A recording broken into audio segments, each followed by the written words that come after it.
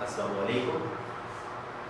حدیث نمبر 2، اسلامیت کا lecture number 2، حدیث ہے طلب العلم، علم کی طلب یعنی علم کا حصول، طلب کا مطلب ہے حصول، حاصل کرنا، العلم علم کا، فریضۃ فرض ہے، علی پر، علی کا مطلب ہوتا ہے پر، کلی مسلم، کلی تمام مسلم مسلمانوں پر، یعنی مسلمانوں میں مرد بھی ہیں، عورتیں بھی ہیں، بچے بھی ہیں، بوڑھے بھی ہیں، جو مسلمان ہیں اس پر علم کا حصول جو ہے وہ فرض قرار دیتا ہے۔ اب اس حدیث سے ہمیں کیا معلوم ہوتا ہے؟ ہمیں اسلام میں علم کی حیثیت معلوم ہوتی ہے کہ آپ صلی اللہ علیہ وآلہ وسلم کے نزدیک علم ایک اتنی عظیم چیز تھی کہ اس کو آپ صلی اللہ علیہ وآلہ وسلم نے فرض قرار دیا۔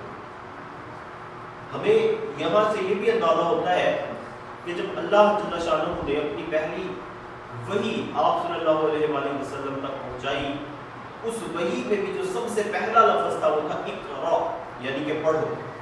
تو یہاں سے ہمیں یہ احساس ہوتا ہے کہ اللہ جل شانہ نے آپ صلی اللہ علیہ وآلہ وسلم کو سب سے پہلا لفظ پڑھنے کا کہا، جس سے ہمیں علم کی جو اہمیت ہے اس کا اندازہ ہوتا ہے۔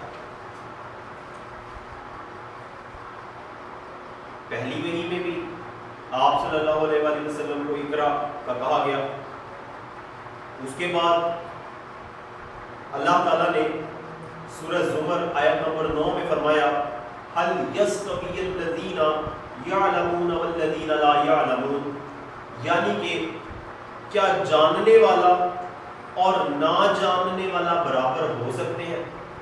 اس سے ہمیں یہ پتہ لگتا ہے کہ جاننے والا وہ نہ جاننے والے سے بہتر ہے، وہ برابر نہیں ہو سکتے، اور جاننے والا وہ بہتر ہوتا ہے۔ اسی طرح آپ صلی اللہ علیہ وآلہ وسلم ایک دعا جو کثرت سے فرمایا کرتے تھے وہ تھی قل ربی زدنی علما، یعنی کہہ دیجئے اے میرے رب میرے علم میں اضافہ فرما۔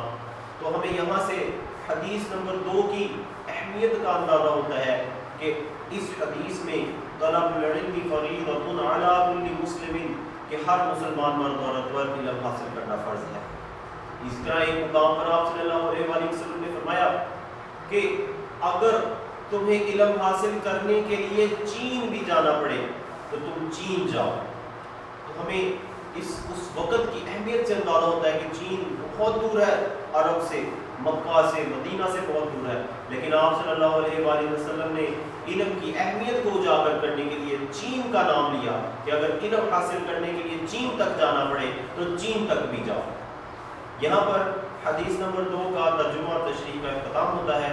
دوبارہ ملیں گے حدیث نمبر 3 لیکچر نمبر 3 کے ساتھ۔ السلام علیکم۔